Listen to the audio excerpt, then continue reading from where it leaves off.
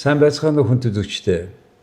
Өнөөдөр манай дефакто нэвтрүүлгээр Монгол улсын хөрөнгийн бирж дээр хувьцаагаа гаргах асуудлаар мөн яг тодорхой салбарын тухай ярилцахаар хөрөнгийн биржийн дарга байсан мөн одоо үеиг өндөг компанийг үүсгэн байгуулагч гүйцэтгэх захирал Даваас хөрөнгийн ангартай ярих гэж байна. Даваас хөрөнгийн ангар уяг өндөг компанийн үүсгэн байгуулагч Америк нэгдсэн улсын Төв Арканзасын их сургуулийг санхүүч мэргэжлэр бакалавр, Их Британийн Ливерпулийн их сургуулийг олон улсын санхүү чиглэлээр магистр зэрэгтэй тус төгссөн. 2002-оос 2011 онд Сангийн яаманд мэргэжилтэн хэлтсийн дарга, 2011-ээс 2014 онд Лондон дахь элчин сайдын яаманд худалдаа эдийн засгийн зөвлөх. 2014-өөс 2015 онд Монголын хөрөнгийн биржийн гүйцэтгэх захирал, 2015 оноос Novel Group-ийн үүсгэн байгуулагч, 2022 оноос Баялаг дахиа компанийг үүсгэн байгуулагч, 2025 оноос Уяг өндөг компанийг үүсгэн байгуулагч. Хамбогд уус хатан туулгын хөрөндөх цэнгэг агаартай бүсэд байрлалтай. Хүүхдэд ээлтэй хотхны төлөвлөлт болон эвл амьдралын хэм маягийн эрхэмлэгч та бүхнийг King Tower апартментийн 5-р ээлжийн орон сууцнд урьж байна. Амар тайван амьдрал аян давтагдсан шүү. За, Уяг өндөг компани тухай. Та одоо Монгол улсын хөрөнгийн биржийн дарга байсан. Хувьцаат компаниудын тухай хамгийн их ярьдаг, шүүмжилдэг, мөн энийг өөрчлөхөд ялангуяа сайн засаглалыг бий болгохгүй нэлээд орцсон. Тэгм учраас яаж байгаа та ингээд хувийн салбар руу орчих уу, яагаад орчих уу? Тэгээ юу хийж? Хөрөнгийн биржийн одоо гүйцэтгэх захирлын албаа өгөөд одоо яг 10 дахь жилдээ орж байна. За одоо бас хувийн бизнес эхлүүлсэн, хувийн салбарт одоо хүч үзсэн гэх юм уу. За хэд хэдэн олон ч бизнес эхлүүллээ.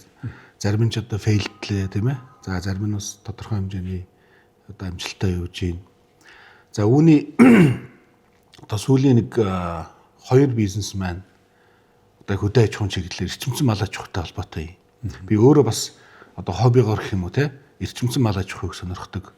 Бас энэ Монголын мал аж ахуйд бас юм шин одоо өөрчлөлт гаргахыг зүгээр одоо хувь талаасаа тэмүүлж явдаг хүн. За энэ ингээд өсөл сонирхол маань одоо дагуулсаар байгаад одоо эрчимцэн мал аж ахуйн одоо нэг одоо төлөөлөл болох дахианы аж ахуй эхлүүлсэн. 3-4 жилийн өмнөөс. За тухайн үед бас олон тооцоо судалгаа хийлээ.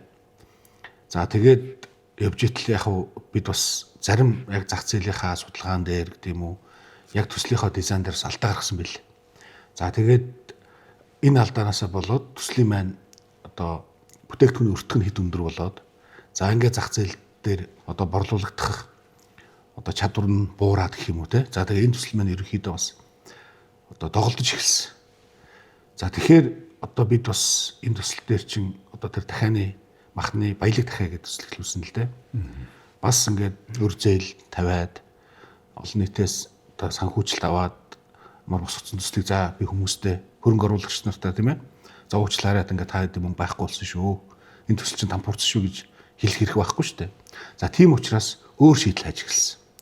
За тэгээд яг жилийн өмнөөс яг тухайн үед бас яг цаг хугацаанд таарч ирсэн л да. Монгол улс өнөөдрийн байдлаар нийт өндөгнийхөө 40% одоо гадаадаас импортоор авдаг юм. За үүний хамгийн том төлөөлөгч нь Орос улбаны улс. За гэтэл нэг жилийн өмнө юу болсон бэ гэхээр Оросд өөрт нь системийн том асуудал гарсан. Нөгөө барууны дайны санкцаасаа болоод өөрсдөө өндгөө үйлдвэрлэж чадхаа болоод дотооддоо өндөгнийх нь хэрэгцээг хангаж чадхаа болоод Монгол руу бүр ингээд одоо экспортоо зогсоосон. Ингээд Монголд нэг 20 сарын дотор хомсдол өссөн өндөгний хувьд. Нөгөө нэг 400-500 төгрөг байсан өндөг маань 700-800-900 мянган төгрөг хүрсэн. За тэгэхээр яах вэ ингээд мэдээж хэрэглэгч нар маань тийм ээ үний өсөлтөнд дургу. Мэдээж энэ бол одоо ойлгомжтой. Гэтэл үн өснө гэдэг чинь нөгөө талдаа бас бизнес талдаа маш том боломж واخгүй юу. Тэгэхээр энэ бас ингээд яг бид өнгөрсөн 2024 оны 4 сарын үед тийм ээ одоогоос яг нэг жил 1-2 сарын өмнө за нэг дахианы махны төсөл маань фейлдчихлээ. Одоо яах вэ зөмөрөө тий? Одоо хөрөнгө оруулагчдынхаа ингээд оруулсан хөрөнгө оруулалтыг яаж одоо буцааж гаргаж өгөх, яаж шинэ ашигтай төсөл одоо эхлүүлэх үү гэдэг ингээд одоо санаагаа уралдуулж итэл өндөг тухайн үед 800 900 төгрөг хүрсэн байсан. Хоёр дахин. Одоо өмнө байдгаас 2 дахин өссөн гэсэн үг. Та тэгэхэд хичнээн хэмжээний хөрөнгө босгосон байсан. За яг баялаг дахиан дээр одоо нэг 40-50 орчим тэрбум төгрөгийн одоо хөрөнгө оруулалт хийсэн байгаа. Одоо яг нүсэр төсөл хийсэн л дээ. Тийм. Гэхдээ яг одоо баг зэргийн тооцооллын алдаанаасаа болоод энэ хаалттай хөрөнгө оруулалт байсан. Дандаа хаалттай хөрөнгө оруулалтууд тийм. Тэгээд одоо үеиг өндөг төслөө эхлүүлсэн. Гол одоо биднэрт өгсөн одоо уран бол үн өндөр байсан тийм ээ. За энэ бол бас мэдээж хэрэглэгчдийн хувьд өндөгний үн өсөх бол сайн зүйл биш. Харин шинэ төсөл хэрэгжүүлэгч хүмүүст бол энэ бол том боломж. Ингээд бид ерөөс яг жилийн өмнөөс баялаг дахиа байршил нь хааны? Баялаг дахианы байршил маань 61-ийн гарам дээр. За одоо тэр дээрэж байгаа тийм. Дарах явах зам дээр. Үеиг өндөг төсөл маань цаашаага 52-ийн даваан дээр. Хоорондоо нэг 20 км-ийн зайтай. Тийм ойрхон юм төслүүд байгаа. Тэгвэл яг өмнөх төсөл маань одоо бүр фейлдээд тийм ээ. Одоо мөнгө төгрөг нь халгуулсан зүйл бол биш. Тэр мөнгөөр чинь бид бүтээн байгуулалтаа хийсэн. Одоо инкубатор гэдэг одоо бас өндөгнийхөө төсөлтэй хамт ашиглаж байгаа. Тэгэхээр ажиллаж байгаа. Ажиллаж байгаа гэсэн үг. Яг тэрнийхээ дэд үтсийг бид ашиглаад үеиг өндөг төслөө маш богино хугацаанд хэрэгжүүлсэн гэсэн үг байхгүй юу? Тэрнээс биш ямар ч хүн нэг жилийн дотор өндөгний төсөл санаачлаад одоо зах зээл дээр нийлүүлэх боломжгүй байдаг. Юу байсан гинэ? Дизайны авлаа. Яагаад тэгэхээр одоо өндөгний аж ахуйд ч олон дид одоо аж ахуйнууд байдаг тийм ээ. Инкубатор, дэгдэхэ бойжуулах. За одоо өндөглөгчийн аж ахуйч гэдэг юм уу те. Энэ болгоныг бид бас нэг жилийн дотор шинээр барих боломжгүй байхгүй. Харин нөгөө баялаг дахиа төслийнхоо зарим дэд үтсийг нь шууд ашигласан гэсэн үг. Инкубаторын жишээлбэл шинээр барихгүйгээр өмнөх төслийнхоо ашиглаж байгаа юм тийм ээ. Дэгдэхний байр шинээр барихгүйгээр өмнөх баялаг дахиа төслийнхоо одоо дэд үтсийг ашигласан гэсэн үг. Тэгэхээр нөгөө хоёр төсөлтэй хувьд ялгаатай. Бүтцийн юуны хувьд. Ингээд нөгөө хоёр энэ төсөл нь хэдийгээр яг бүтлгүүцсэн ч гэсэн нөгөө сүулт эхэлсэн төслийнхөө хувьд маш том дэд үтсэн болоод өгсөн. Ийм учраас бид одоо барилгаа 6 сарын дотор барьлаа. Дээр нь 6 сарын дотор одоо ингээд зах зээл дээр шинэ бүтээгдэхүүн гаргалаа. За яг бас нөгөө бас Монголын хэрэглэгчдэр маань тийм ээ бас өөрчлөгдөж байна. Бас нөгөө эх оронч худалдаа авалт бас хийж гин тийм ээ. Ер нь импортын өндөг бол одоо Монгол өндөгнөөс хямдхан байдаг. Нэг 40 төгрөгөөр ч юм уу 50 төгрөгөөр ч юм уу те.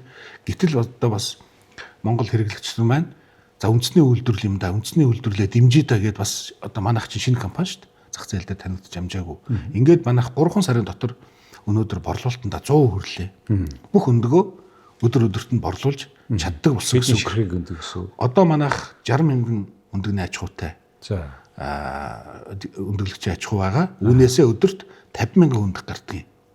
За тэгэхээр өнөөдрийн хувьд бид бол 50 мянган өндөгөө өдөрт нь шинээр нь одоо Номон, E-Mart, Walmart, M-Mart за одоо CU зэрэг одоо үндэсний томоохон сүлжээ дэлгүүрүүдээр зарж борлуулад болчихлоо. Өдөрт борлуулж байгаа нийт өндөгний хэдэн хувь юм? Зах зээлийн манайх жижигхэн шүү дээ. Манайх бол жижигхэн. Одоо 50 мянган өдөртөө 50 мянган өндөх гаргаж байна тийм ээ. За гэтэл төмөн шууд гэх юм бол магадгүй одоо нэг 700 800 мянган өндөх гаргаж байгаа шүү дээ. Тий. За Баян гэдэг аж ахуй байдаг тийм ээ. За тэднийх магадгүй 500 мянган өндөх гаргаж байгаа. Би бол нөгөө бизнесийн дотоод нууц учраас яг хэдэн шуудтайг нь мэдэхгүй байна л да. Тэгэхээр багцаагаар бол одоо бол Монголын хамгийн том өндөглөгчийн аж ахуй бол төмөн шугт болсон. Нэг сая руу өгч байгаа гэсэн л мэдээ байгаа зах зээл дээр. За тэгвэл нэг 700 800 мянга ч юм уу тийм. Монгол улс ер нь жилд юм уу өдрөө яаж хэмжиж юм? Яг ингэдэг юм бэлээ. За нэгдүгээр өндөг гэдэг маань тансаг хэрэглээ биш тийм ээ. Энэ бол өдөр тутмын хэрэглээ. За бүр хамгийн хямд хэрэглээ. Тансагийнхаа бүр эсрэг тийм ээ. Одоо өнөөдөр үхрийн мах жишээлбэл килограмм нь 25 мянга хүрч байна тийм. Хоньны мах жишээлбэл килограмм нь 20 мянга хүрч байна. За гэтэл өндөг маань өөрөө уург махтай адилхан тийм ээ. За гэтэл одоо нэг ширхэг өндөг 500 төгрөг гэж бодох юм бол нэг өндөг чи өөрөө 50 орчим грамм байдаг. Ингээ бодох юм бол 100000 төгрөг болж байгаа байхгүй 1 кг өндөг тийм ээ. Тэгээ энэ утгаар нь бодох юм бол харин хамгийн хямд уург байхгүй юу. Тэгэхээр бол ер нь бус улс орнууд энийг өдөр тутам хүнсэндээ хэрэгэлдэг. За ингээд зааж өгд юм байдаг шүү дээ. Одоо ингээд нэг өндөгнийх нь одоо хэрэгцээ гэх юм уу те хандсан улсын статистик нь аваад үзэхээр тухайн улсын өндөгний үйлдвэрлэл нь тийм ээ тухайн улсын хүн амын тоотой тэнцүү гэдэг юм бэл. Одоо жишээл Америк улс 200 сая хүнтэй гэх юм бол өндөгнийх нь өдрийнх нь одоо хэрэглээ нь 200 сая байгаа байхгүй юу? За Америк жишээлбэл 1.4 тэрбум хүнтэй те. Хятадын жишээлбэл биш хятад 1.4 тэрбум хүнтэй бол хятадын өнөөдөр өндөгний өдрийн үйлдвэрлэл 1.4 байгаа. За тэр нь цаад утгаараа яаж ийм гэхээр одоо нэг хүн дунджаар нэг өндөг идэж байна. За эсвэл нэг нь хоёр өндөг идээд нэг нь идэхгүй байж гэх юм уу тий. За яг нэг хөгцсөн ч байх уу зүгээр ер нь өндөгний хэрэглээ нь одоо тогтцсон. Манайд тийм ээ. Манайд одоо энэ тоо 3 дахин бага байгаа байхгүй юу? 3 дахин бага. Тэгэхээр бид бас энэ үеиг өндөг төслөө одоо зоригтойгоор эхлүүлээд бас тодорхой нэмэлт одоо хөрөнгө оруулалт хийгээд явж байгаа. Одоо бидэнд бас нэг урам зориг өгсөн. Бид бол одоо Төмөн шууд гэдэг компанитай бид өрсөлдөж угаасаа дийлэхгүй. Баян гэдэг компанитай өрсөлдөж угаасаа дийлэхгүй. Гэтэл ингээд нөгөө зах зээлийн тоо судалгааг аваад үзэхээр бид энэ хоёр том компанитайгаа угаасаа өрсөлдөх шаардлага байхгүй байхгүй. Бидэнд угаасаа шинэ хангалттай орон зай байна. Одоогийн байгаа зах зээл дээр ч хангалттай орон зай байна. Тэрний юу гэхээр импортыг нөхөй орлоо тийм ээ. Одоо гаднаас импортоор авж байгаа өндөгний зах зээл дээр харин манай үеиг өндөг компани тоглоё. Нөгөө хоёр томтойгоо гэдэг юм уу бусад одоо үйл ажиллагаа явуулж байгаа бас нэг 20-30 өндөгний аж ахуйнууд байдаг юм байлээ. За тэднэртэйгээ өрсөлдөхөө болио. Эхнийх нь. Дараах нь болохоор угаасаа Монголын өндөгний зах зээл нэмэгдэнэ. Одоо бол жил болгоны 20-30 сая өндөгөр нэмэгдээл яваад байгаа юм билээ. Энэ тоо дахиад 2 дахин нэмэгдэнэ, 3 дахин нэмэгдэнэ. Тэгэхээр энэ орон зайд бид бас одоо нэг идэвхтэй оролцъё, тоглоё гэсэн ийм зорилгоор одоо энэ үеиг өндөг төслөө эхлүүлээд яг 1 жил болж байна. За өдөрт уг нь бол нэг яг түрүүний таны тооцоогоор болохоор Монгол улс бол хэрвээ хэвийн үйлдвэрлэж байгаа бид өдөрт 3 сая 3.5 сая өндөг үйлдвэрлэх хэрэгтэй байхгүй юу? Үйлдвэрлээд хэрэглэх хэрэгтэй. Орон нутгийн бас ялгаа байгаа. Энэ дээр ямар хөө та үзэл бодолтой байдгийг. Жишээлбэл Улаанбаатар хотод өндөгний эддийн соёл баяр чинь болбол тийм үү аймагуд байгаагаас ялгаатай байж. Харин тийм. Тэгэхээр одоо хөдөө орон нутагт баг хэрэглэж байгаа байхгүй юу? Нөгөө нэг 3 дахин баг гэдэг чинь хотод ерөнхийдөө дөхөж байгаа баг. Одоо зохимжт хэрэглээрүүгээр гэх юм бол тийм ээ. Хөдөө баг байгаа гэсэн үг. Хөдөөний орон нутгийн одоо хэрэглэгчид маань бас төдийлөн одоо ялангуяа суман дээр байгаа, багт байгаа ч гэдэг юм уу тийм. Гэтэл энэ тоо бол угаасаа нэмэгдэх байхгүй. Одоо бол ингэж жагааха. Одоо бол ингээд одоо манайх жишээл номонгийн одоо орон нутгийн салбаруудаар өндгөө зардаг. Бас энэ орон нутгийн борлуулалт маш сайн байдаг юм байна. Одоо өдөр болгон хинтигээс гэдэг юм уу, баян хөлгийгээс гэдэг юм уу, дорндоос гэдэг юм уу те бүх 18 салбараас нь захиалга ирж байгаа. Тэгэхээр энэ юуг харуулж байгаа нэхэрээ ер нь өндөгний хэрэглээ бас зөвхөн Улаанбаатарт биш орон нутагт бас маш нийтлэг болжээ гэдгийн нэг илэрхийлэл. За одоо сумын төвшөнд хэрэглээ арай одоо дунджаас доогуур байгаа баг. Тэгвэл энэ бол 2-3 жил гэдэг юм уу 4-5 жилийн дараа сумын чиглэлээ өснө, орон нутгийн чиглэлээ өснө, Улаанбаатар хотын иргэдийн чиглэлээ өснө. Ингээд бид нөгөө өдөртөө нэг 3 сая өндөг үйлдвэрлэдэг, 3 сая өндөг хэрэгэлдэг ийм ус болох юм байлээ. Тэгэхээр энэ дээр бол одоо дотоодын компаниуд бол хоорондоо өрсөлдөх ямар ч шаардлага алга Төмөн шууд 1 сая өндөг үйлдвэрлэн тийм ээ. Баян 1 сая өндөг үйлдвэрлэн ч гэдэг юм уу. За одоо манай үеиг өндөг төслөг хагас сая өндгийг үйлдвэрлэн ч гэдэг юм уу тийм ээ. За бусад нөгөө аж ахуй нэгжүүд нийлээд 1 сая өндөг ч юм уу. Ингээд нэг 3 сая өндгийг л бэлтгээд зах зээл дээр нийлүүлэх боломжтой байгаа байхгүй юу? Хараа ингээд өндөг гэдэг ойлголтыг хоёлаа илүү ярив. Жишээлбэл нэг өндөгнөөс гарч байгаа уураг, махнаас авж байгаа уураг, тэрний хувь зарчмын ялгаа хувь илчилгээрээ юм уу, найрлагаараа юм уу, өндөг юугээрээ давуу асуулт алтай. За би бүр тийм нарийн одоо хийм талаас нь ч гэдэг юм уу тайлбарлах хүн биш баг тийм ээ. Энийг илүү мэрэгжлийн хүмүүс нь тайлбарлах нь зүйтэй байх. Ямар ч нийтлэг ойлголт юу вэ гэхээр хамгийн хямд уураг, хамгийн хүртээмжтэй уураг тийм ээ. Хүн өдөр болгон хэрэглэх боломжтой, өглөө болгон хэрэглэх боломжтой. Одоо жишээлбэл хүүхдүүд ингээд ер нь хотынхны дунд нэг соёл одоо бас үүсчихэн л дээ өглөөний брекфаст тийм ээ. Өмнө бол манай монголчуудын хувьд бол өглөөний цай, өглөөний хоол гэсэн соёл байгаагүй юм бэл. Тэрийг хүртэл өглөөний цай гэдэг нэрлэдэг. Цай л уугаад гардаг. Нэг 2 борцог амдаа хийгээд явдаг байсан бол сүүлийн үед яг өглөөний хоол тийм ээ брекфаст гэдэг соёл бас ялангуяа хотын одоо хүмүүсийн дунд үүсэж байна. Одоо хүүхдээ сургуульд явахаас өмнө 2 өндөг шараад өгчдөг, сосиск шараад өгчдөг тийм ээ. Талхтай хамт.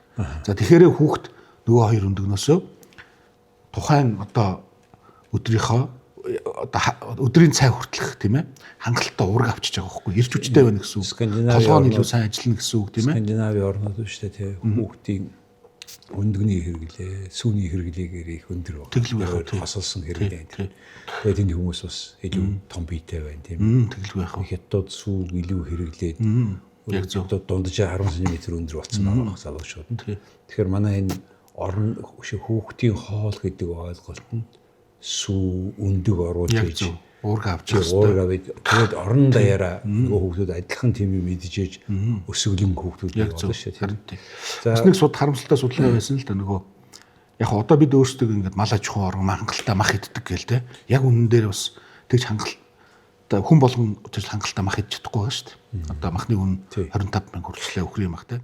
Харин тэгэхээр энэ уургийн чинь хамгийн хямдханаар бөгөөд хамгийн хүртээмжтэйгээр нөхөх нэг зүйл чинь л өөрөө өндөг байхгүй юу? Тийм. Килограмм нь 10,000 төгрөг байна шүү дээ. За дээр нь яагаад өндөг чи өөрөө уурга гэхдээ хэрнээ өглөө хамгийн хэрэглэхэд одоо бүх улс орны брекфаст нь өндөг л байдаг шүү дээ, тийм ээ. Full English breakfast тий. Хятадын breakfast ч, Европын breakfast ч, Америкийн breakfast бүгдээр л өндөг байдаг. Тэгэхээр энэ болохоор бас хүний биед нийцтэй шүү дээ. Өглөө шууд үлгэлгэн дээр идэхэд тийм ээ. Дээр нь уурга өгчдөг. Тэгэхээр энэ одоо өндөгний соёл бол яг нэг сүүлийн Монголд тийм ээ 10-15 жилийн хугацаанд бол бүр маш хурдтай нэмэгдэж байгаа юм билээ. За өмнө нь бол монголчууд таач одоо бас мэдэх байх тийм зөвхөн баярын үеэр нийс салаад хийхдээ л өндөг хэрэглэдэг тийм ээ. Тэг өдөр болгон өндөг иддэггүй байлаа шүү дээ. Одоо бол хотын Улаанбаатар хотын хувьд авч үзэх юм бол өндөгний хэрэглээ бол хангалттай өссөн. За орон нутагт бол харин өсөх орон зайн байна. Суман дээр бол өсөх орон зайн байна. Ингээд нэг Монгол улс одоо нэг би түрүү хэлсэн тийм ээ нэг төмөн шууд нэг 800,000 орчим үйлдвэрлэж байгаа бах. Баян нэг 500,000 орчим үйлдвэрлэж байгаа бах. Ингэх юм бол сая 300. За бусдууд нь нийлээд нэг сая 500 ч юм уу те. Тэгэхээр Монгол улс өнөөдөр нэг 1.5 сая ширхэг өндөг үйлдвэрлэж дотоодын үйлдвэрлэнэ. Гэтэл эн чинь өөрөө 3.5 дахин 3.5 сая хүртэл өсөх орон зайн байна. 2-3 дахин өсөх. 2-3 дахин орон. Тэгэхээр энэ одоо бизнесийн боломжийг гэх юм уу тийм ээ. Эдийн засгийн хүн чинь дандаа нөгөө макро тооцоон дээр л илүү ажиллах сонирхолтой байдаг шүү дээ. Тэгэхээр бид бол харсан зүйл бол за ямар ч байсан хандсан зах зээл дээр шинэ бизнес нэгч хэцүү байхгүй шүү дээ. Нөгөө өмнөх өрсөлдөх нүртэй хоорондоо өрсөлдөн, хоорондоо муудалцсан, үнээрээ бие бинийгээ доош нь татна тийм ээ. Тэгэхээр бидний харсан зүйл бол за өндгөн дээр бол ямар ч байсан дараагийн 10 жилд хангалттай орон зай байгаа юм байна. Бид одоо энэ зах зээл дээр хамгийн сүүл чинээр орж ирчээд төмөн шууд гэдэг үндэсний томоохон компанитайгаа өрсөлдөх шаардлагагүй юм байна. Баян гэдэг үндэсний томоохон компанитайгаа өрсөлдөх шаардлагагүй юм байна. Бид өмнөх ажлаа хийгээ яваад хахад бидэнд хангалттай одоо орон зай тийм ээ хангалттай зах зээл байна. Тэгэхээр үзсэн учраас л өндөрлөдөг дахиануудаа зөндөө олныг болгоод өндүүлвээ хасаа гадна тэднэр чинь нэг тодорхой бас өөрсдөд нь өндөр калоритой хоол тэжээд өгсөн шүү. Тэглэг байх. Энэ аж ахуйг та нэг юм ямар маягаар циклэн явдаг нэг ярьж өгөөч. Уу яг хуу одоо эрчимсэн мал аж ахуйн суур нугасаа тижээл байхгүй юу? Сайн тижээлтэй үжиж нөгөө амтан чинь бас нөгөө уурга авч иж илүү үр шимээ өгөх хэрэгтэй тийм ээ. Өндөлгч дахиад бол олон өндөглөн гэсэн үг. Махны дахиад бол богино хугацаанд одоо том болно гэсэн үг тийм ээ. Тэгэхээр бид бол өөрсдөө тижээлийн үйлдвэртэй. Тэг бусдаас хараат биш гэсэн үг тийм ээ. За тэгээд яг Монголоос улаан буудай бол Монголоос авчна.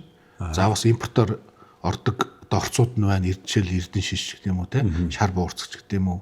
За одоо маш олон төрлийн витаминууд ордог. Нөгөө амтэн чи өөрөө эрүүл жирэг байж иж бас одоо хурд нь өсөж торно тийм ээ. За тэгэхээр нөгөө дахианы тэжээлд бол олон төрлийн витамин, амин хүчлүүд ордог. Тий. Ингээд бол тэжээлийнхаа үйлдвэрийг бол бид өөрсдөө ингээ байгуулад явдаг. Тэжээлийн үйлдвэр аль зэрэг олон байд юм Монгол. Бид түмэн шууд лавд өөрөө тэжээлийн түмэн шуудтай өөрсдөө хийдэг, баян өөрсдөө хийж байгаа. Ер нь томоохон одоо аж ахуйнууд л өөрсдөө хийхээс өөр аргагүй. Тэд нар энэ тэжээлийг жишээвэл хурдан морин дээр өгдөг юм байл шүү. Өгнө. Тийм. Адилхан мал жорын солиол. Одоо морины тэжээл гэж байна, ингэний тэжээл гэж байна, хоньны тэжээл, үхрийнх байна тийм ээ. Үхэрчин дотроо сайлын үхрийнх гэж байна, махны чиглэлийнх гэдэг. Тэжээл гэдэг чинь өөрөө ерөөсөө яг эрчимцэн би түрүү хэлсэн тийм ээ нэвтрүүлгийнхэнд миний хувийн сонирхол нь эрчимцэн мал аж ахуй маа гэдэг. За тэгэхээр ингээд эрчимцэн мал аж ахуйг судлахаар ерөөс хамгийн суур нь тэжээл юм бэл. Тэжээлээ яаж бэлдснээ шалтгаалаад нөгөө амтэн чинь одоо махан нэмэгдэх үү, өндгөн нэмэгдэх үү, сүү нэмэгдэх үү тийм ээ. Ингээд явдаг. Ингээд гэхдээ нэг сайн зүйл нь одоо бид энэ нэг эрчимцэн мал аж ахуй одоо хөдөө аж ахуйн шинжлэх ухаан гэдэг чинь сүүлийн 50 жилийн дотор маш хурцтай хөгжсөн шүү дээ. Америк одоо улсын тэргүүлэлээр тийм ээ. За ингээд сүүлийн 30 жилийн хугацаанд бусад улс орнуудад нэвтрлээ. Эрчимцэн мал аж ахуй дөнгөж 30 жилийн өмнө хятад нэвтэрсэн гэж байгаа байхгүй юу? Тэгэхэд хятад хүлээж аваагүй. Бид мал маллахаа Америкуудаар заалахгүй гэдэг ч юм уу те. Гэтэл тэд Америкууд маш энгийн бөгөөд одоо хялбар шийдлүүд гаргаж өгсөн. Гэтэл ингээд махных нь амт чанар, сүүнийх нь гарц тийм ээ. Одоо дахиад дараавч үзэх юм бол өндөрлөлтийн нь хувьч байд юм уу? Ингээд нэмэгдээд өнөөдөр бол ерөнхийдөө энэ эрчимцэн мал аж ахуй, малын тэжээл гэдэг зүйл маань Америк технологиор яваад байгаа. Хятадч уу, Европч уу. Тэгэхээр нэг сайн зүйл нь бид одоо шинээр тэжээл зохиох шаардлага байхгүй болсон. Энд чинь өөрөө шинжлэх ухаан болтлоо хөгжөөд 1 грамын зөрүүгөө одоо тэжээлийн жорууд нь гараад ирлээ шүү дээ. Өндөрлөгч дахианд бол ийм тэжээл өгөх ёстой гэдэг. Бүр ингээд ийм найрлагтай олон жилийн туршид эдгээр ч өөртөө сайн муугаа үдсээр байгаад за D витамин нэгтэж болдгоо маань багтаж болдгоо маань. Тийм учраас 16 мг байх ёстой ч гэдэг юм уу те. Эрдэнэ шиш нь ийм байд юм байна. Ийм бол ийм шар өндөгний шар гарна. Ийм болгол өндөгний шар цагаан болно ч гэдэг. Ингээд бүх шинжлэх ухаан болцсон байхгүй юу? Яа тийм бол. Тий. Ус аль зэрэг хэрэглэдэг. Ус бол одоо хамгийн хэрэглэн шүү дээ. Тэр амтэн чинь нөгөө өдөр болгон ус ууж явах хэрэгтэй. Тооноор л удаг манай аж ахуй хөгжиж. Тэгэхээр өдөр болгон тасралтгүй тэжээдэг юм уу? Хэдэн удаа тэжээдэг юм уу? Тэжээл бол тасралтгүй. Тэгэл ухаан амтэн чинь цадгаараа зогсно. Унтна. Унтсныхаа дараа сэрэж ирэхээр усаа өгөн буцаад хоолоо идэнэ. За. Нөгөө дахиад чинь үүр сайхаар дуурайд байгаа шүү дээ. Тэр бол азарган дахиа. Тэгэхээр манай аж ахуйд бол азарган дахиа байхгүй. Зөвхөн өндөрлөлт дахиад яаж дахиад өндөрлөд идэв. За маш энгийн нэрлэлийн бол үр хөврөлгөө өндөг гэсэн. Зөв хэрэглэн 5-аар өндөг. За. Тэр өндгийг ч бол дарлаа гэд тэгдэхэ болохгүй тийм ээ. Тий. Энэ бол зүгээр л амтнаасаа тэр яаж тэгээд тийм одоо дахианы өөрийнх нь л тийм одоо байгалийнхын зохицол гаргардах тийм чадварх нь. За тэгвэл энэ чинь бол бас нөгөө одоо бид рүү хэллээ тийм ээ. Америкууд нөгөө селекцийн явцад одоо гаргасаар байгаад тусгай тийм сорт гаргаад авсан байхгүй бий болгоцсон гэсэн үг байхгүй юу? Байгалаасаа тийм биш. Байглаасаа бол одоо магадгүй 7 хоногт нэг ч юм уу тийм ээ 7 хоногт 2 ч юм уу гэдэг байдаг бол одоо энэ нөгөө эрчимцэн мал аж ахуйн хувьд яг нь ер нь бол ингэ тийм байлээ. За гахаа гэдгийг чинь бол одоо бас гахааны аж ахуй гэж Европод илүү их хөгжүүлсэн тийм ээ. За өнөөдөр болж бол Дайн улс гэдэг юм Англи, Голланд улсаас дахианы гахааны шилдэг одоо энэ үйлдвэрүүдийн авч явах жишээтэй бол дахиан дээр бол ерөөсөө Америк юм бэл. Америк гэдэг улс бол ерөөсөө дэлхийд даяар өнөөдөр дахианы сургийг дахиад импорт хийсэн гэсэн үг. Одоо тийм шүү дээ. Одоо энэ хаанаас импорт? Одоо Америкаас л ирж байгаа. Юу онгоцоор ирэх үү? Хятадд онгоцоор ирээд наашаага машинаар ирж байгаа. За. Энэ олон 50,000 юу? Бүгдийг ин гэсэн үг шүү дээ. Манай эндээ үржүүлэх аргагүй. Эндээ яг үржүүлж болно. Их сүргийн аж ахуй гэдгийг. Тэгвэл Монголын зах зээл одоохондоо өөрөө жижиг байгаа учраас үр ашиг багтай байна. Бүгдээр авчирдаг юм байна. Одоо бүгдээрээ л авч байгаа. За ингээд тэжээлийн өглөө өдөр болгон тасралтгүй гэдэг юм байна. Тэр асар их ялгац гард юм байна. Харин сангас гэдэг байна. Сангас гэдэг. За яг өнөөдөр нөгөө бусад улс оронд бол нөгөө газар тариаланчид нь булаацлал авчиж юм бэл. Өөрсдөө машинтайгаа ирээд тодорхой хэмжээний мөнгө төлөөд тийм ээ. Ягаад тэгэхээр энэ өөрөө одоо тийм химийн бус одоо органик бордоо байхгүй юу? Маш үнэтэй. За энэ одоо дахианы сангасаар фосфор хэрэгтэй тийм ээ. Кали хэрэгтэй. Ийм маш тийм байглаасаа одоо тохируулсан гэх юм уу тийм ээ. Маш сайн ийм бордоо right гэдэг. Маш хүчтэй. Өөрөөсөө бас тэжээл болдог. Тийм. Жишээл сангасаа өөрсдийнхөө зардлаар өөрсдөө тариаланчд гуйж өгч байгаа. Та нарыг аваад гачээ. Тий. Тэгэхээр энэ яг 2-3 жилийн дараанаас бол ондоо болох бах. Одоо нөгөө Монголын бас дахианы аж ахуй их олон байсангүй тийм ээ. Тэгэхээр газар тариаланч маань энэ сангас гэдэг зүйлээ чи хэрглэж үтсэнгүү нөгөө үр шимийг мэдэхгүй учраас одоо авахгүй байгаа даа шүү дээ. Одоо тэгэхээр өнөөдөртөө бид өөрсдөө нэг 20 тонны машин гаргаад өөрсдөө тэрийг зарим ногоочдоор очиод та нар манай сангасыг үнгөө аваад гачи бид үнгөө зөгөөд өгье гэж байгаа. За тэгэхээр энэ бол 2-3 жилийн асуудал. 2-3 жилийн дараагаас нэг ногоочных нь ногоо нь сайн ургаад за тэр нь өөр органик гээд хэрэглэгчд нь илүү худалдаж авах юм бол бүгдээр авдаг болно. Энэ жишээ ярихад тэр номхон далайд байгаа Науру гэдэг улс нөгөө их гоё жижигхэн харлаа байхгүй. Тэгээ баг дэлхийн бүх шууд очдөг. Тэгээ тэр хад усаар нь дүүрэн сангас болчихгүй. Тэгээ тэрийг Австрали, Шинзланд хоёр газар бордоо аваад Науру гэж уус цүн байжлаа шүү дээ. Тэгээд хамгийн сүүлд нөгөө хамаг сангасаа дуустал найр хийгээд. Тэгээ одоо нөгөө зовтож яваа хүмүүсийг оргонуулдаг шоронгийн газар болж байгаа хүн буруу ашигласан учраас. За тэгээд сангас гэдэг бол өөрөө газар тариалангийн асар том фосфор ихтэй, тижээлтэй тийм юу гэж үзэж штэ тий. Азот тий. За ингээд за сангасаа гоогаад өгч тийм байна. За өндгөө наашаа явж тийм байна. Тэгээ энэ бүхнийг ингээ хийхэд жишээлбэл зөвхөн тэр өндөгний сав ба штэ. Өндгөө хийдэг. Тэрийг яаж хийдэ? Тэрийг бол одоохондоо урд тас импортоор авч байна. Түмэн шууд өөрөөсөө хаягдл цаасаар тийм. Яг өмнө хийдэг байсан бил одоо тэгэхээр дэлгүүр заргаж байгаа савлгаа бол бүгдээрээ л нэг пластик те нэвт харагддаг. Энэ бол одоо бүгдээрээ л авч байгаа юм. Хүмүүсийн шаардах нөгөө харагддаг харагддаг. Дээр нь яг хилүү хямдхан л да. Тэгэхээр яг одоо төрийн зохицуулалт байхгүй тохиолдолд мэдээж бизнес эрхлэгчдэр хамгийн хямд одоо шийдлэл хайн штэ. За тэр нэг пластик болчиход байгаа юм. Тэгэхээр пластик хортой биш үү? Харин тий. Тэгэхээр уг нь бол бас ингээд байгаль орчин талаасаа гэдэг юм уу тийм ээ. Төрөөс нэг зохицуулалт гаргаад за яг нэг өндөгний өртөг нэг 10 төгрөгөөр нэмэгдэх баг. Уг нь бол бас ингээд бүх өндөгний компаниудад шаардлага өгчмөр байгаа юм.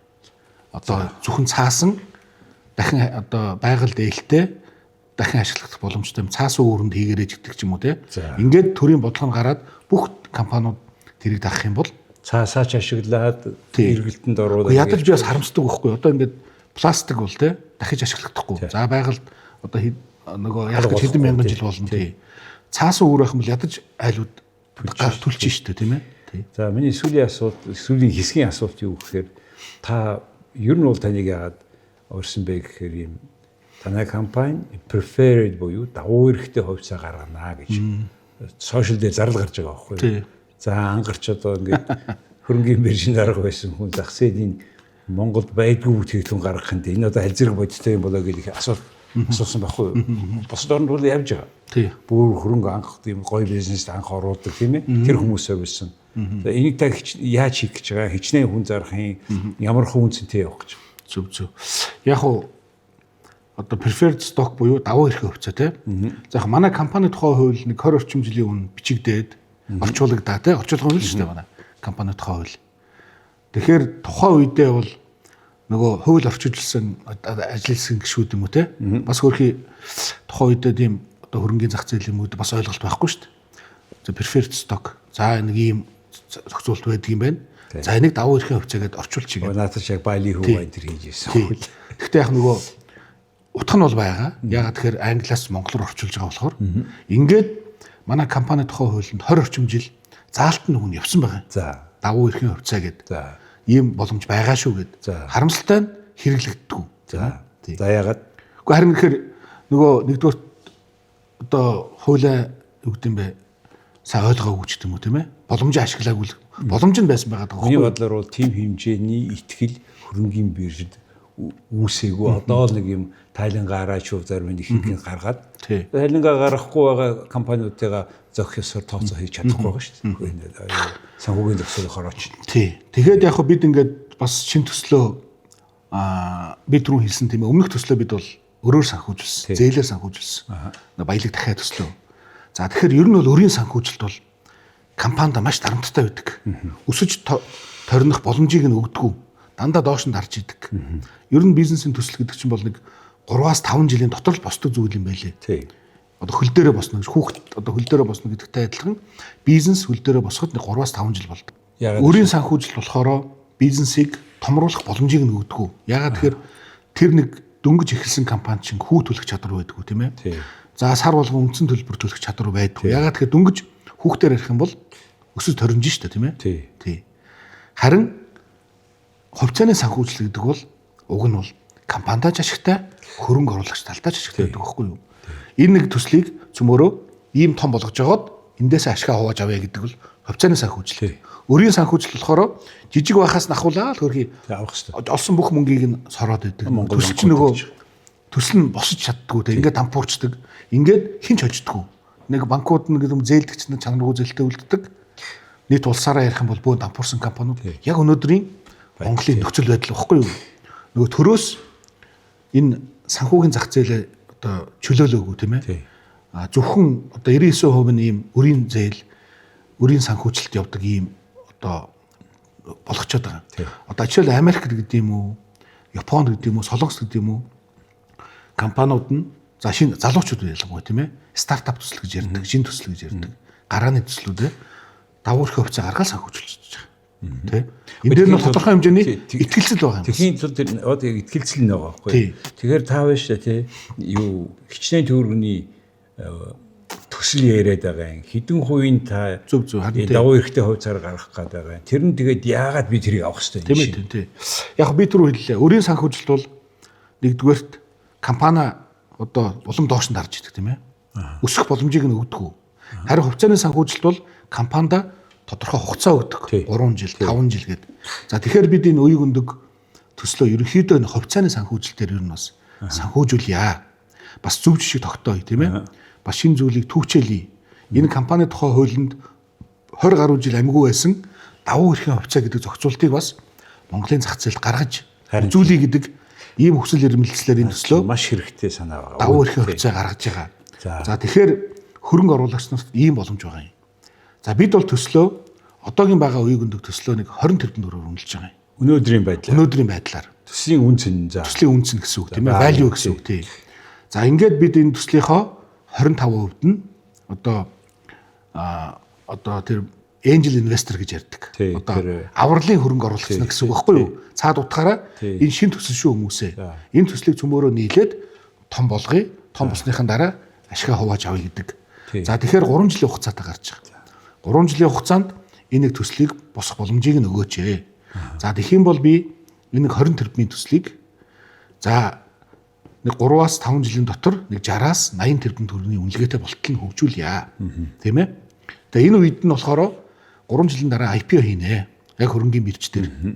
За тэгэхээр IPO хийх үед таны нөгөө худалдаж авах хувьцааны үн яг өнөөдрийн 20 тэрбумаараа локлогдно. Хөдлөхгүй гэсэн үг.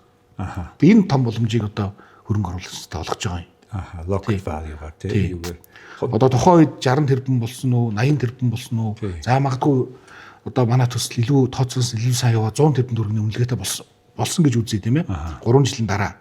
Тэгэх юм бол нөгөө нэг өнөөдрийн давуу эрх хувьцааны хөрөнгө оруулагчтай маань 20 тэрбумаар тооцоод хувьцаагаа худалдаж авах гэсэн үг байхгүй юу? Та 5 тэрбумыг босгох гэж байна.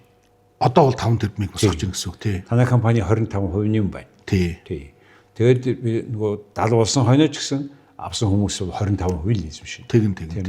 За тэхийн тулд та яг одоо энэ хүн ангар гэдэг хүн таны яриаг таныг өөрч сонсоод хүмүүс танд итгэж өгөх гэж шүү дээ. За энэ хүн бол хурахгүй байна гэж. Тэгээд бас баазтай юм байна. Өөрийн тижээлтэй юм байна. Бас нэг шатаад боссон юм байна. Мэдж байгаа тий. Тэгээд том сургамжсан дээр болсон. Тэгээд тэгэхээр эн чинь чивэл та хэрвээ IPO хийсэн бол жил болгон тайлан гаргах гэсэн. Явцаа үзүүлэх гэсэн. Тэгэхээр preferred stock-ийнхаа дараа тэгв үү? Тэгэлгүй тайлан өгөө. Ямар хугацаанд? Давуу эрхийн хувьцаа эзэмшигчдэр энгийн хувьцаа эзэмшигчтэй ер нь бол ойролцоо. Компани хувьцаа эзэмшигчдийн хуралд оролцсон, мэдээлэлтэй танилцсан, санхүүгийн тайл авах хэрэгтэй. Яг хуулиар хязгаарласан нэг зүйл нь нөгөө хувьцаа эзэмшигчдийн санал хураалтанд санал ирэхгүй байна л гэж байгаа. Бусдаараа бол тийм байх тийм. Бусдаараа бол яг л энгийн хувьцаа эзэмшигчтэй адилхан ирэх үүрэгтэй болно гэсэн үг тийм. Тэгэхээр компани үйл ажиллагаанд хувьцаа эзэмшигчдийн хурал жилдээ нэг удаа хийдэг тийм ээ. Энд оролцоод санхүүгийн тайлан баланстай танилцъя, бизнес төлөвлөгөөтэй чинь танилцъя, өмнөх жилийн орлого зарлах чинь ямар байв, эх жил яа төлөвлөж байгаа юм ингээд ярилцаад явах боломжтой зүйл. Тий. Тэгээ яг бид одоо ч 25, 26, 27, 28 онд Монголын хөрөнгийн бирж дээр IPO хийнэ гэсэн юм тооцоол байгаа юм. Тий.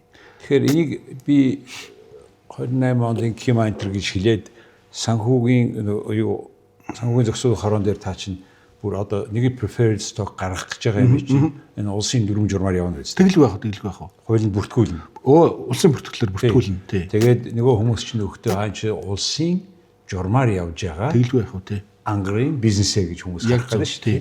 Яг тэр нөгөө компани тухай хуулийн дээр би түрүү хэллээ тийм 20 гаруй жил идэхгүй байсан заалт байхгүй юу? Бид ашиглах боломж нь байсан боловч яг энэ давуу эрхийн хувьцаа гаргаад Монголын түүхэнд анхудаа гаргаж байгаа юм. За би одоо өмнө хэд хэдэн компани гаргасан сайн мэдэхгүй байна. Яг зөв өөрөө хаалттай өрөнд гардаг болохоор ямар ч байсан олон нийтэд зарлагдсан зүйл бол ховрол юм бэлээ. Энэ бол бас хаалттай гарна. Энэ бас хаалттай гэсэн. 5 тэрбумыг ингээ авъя хэдэн хүн авч болох вэ? Хэдэн хүн авч? За одоо гэрээ байгуулах процесс өчигдөр эхэлсэн. Өчигдрийн байдлаар нэг 5 орчим хүн авсан байлээ. За зарим нь 10 сая төгрөгөөр, зарим нь 50 сая төгрөгөөр, зарим нь 100 сая төгрөгөөр ч гэдэм үү. За тэгэхээр энэ 7 хоногт бол үргэлжилнэ. Манай хөрөнгө оруулалтын зөвлөх компаниар Rhinos гэдэг компани одоо ажиллаж байгаа. Central Tower-ын 13 давхрынхаа 13 давхарт байдаг. Rhinos гэдэг бас солонгосын хөрөнгө оруулалттай underwriting хийж байгаа. Underwriter одоо Монголын хөрөнгийн биржийн гишүүн санхүүгийн зохицуулах хорооны тусгай зөвшөөрөлттэй юм компани байдаг. Энэ компани нэлээд олон хас банкныхыг бас оролцсон. Бас тий олон IPO-н дээр оролцдог. Тэгэхээр энэ компани маань бидэнд энэ давуу эрхийн хувьцаа гаргах одоо процесс дээр underwriting-ийн үйлчлэгээ хөрөнгө оруулалтын зөвлөгөө яаж холбогдох юм? Одоо нөгөө Facebook пэйж нь байгаа. Эсвэл одоо тэр Facebook пэйжд утас нь байгаа. Танайх бас байгаа. Манайх өөрсдөө бол өөрийнхөө underwriter хийж болохгүй шүү дээ. Ер нь таны тухай мэдээлэл байгаа тий. Facebook дээр ч байгаа. Үеиг өндөг гэдэг. Үеиг өндөг гэдэг fresh өндөг гэж байгаа. За fresh. Манай брэнд нэр нь fresh өндөг баггүй юу? За. Fresh үеиг хоёр ч ялгаатай шүү дээ. Тий. Шинэ өндөг гэсэн санаа л да. Тэгэлгүй байх уу тий. За ямар ч гэсэн 50 тэрвэш дэх сонирм одоогоос яг 10 жилийн өмнө 5 сард ярьсан байлээ. Та тэгэхэд хөрөнгөний биржийн дарга байсан. Тэгэхээр тэр хөрөнгөний биржийн асуудыг зөндөө ярьж исэн байхгүй. Тэгээ 10 жилийн дараа та яг өөрөө хөрөнгөний биржийнхаа энэ үйл ажиллагааныхаа дагуу хийгдээгүй тийм шин бүтээгдэхүүн энэ зах зээл дээр оруулж байгаа их сонин тохиолдол таарлаа. Тэгэхээр хүмүүст ийм ойлгомж төрүүлэхийн тулд ийм янз бүрийн асуулт асуулаа. Тэгээд амжилт хүсье. Баярлалаа. Тэгээд ер нь энэ ингээд зөв яваад ирэх юм бол их олон стартап компани шин зам гаргаж байна гэж ойлгож байгаа. Тийм. Гол нь бидний зорж байгаа бас нэг зүйл нь тэр зөвхөн өөрийнхөө өндөгний төслийг санхүүжүүлээд орох биш. Бас бусад залуучууд ялангуяа тийм ээ шин санаатай, соргог санаатай.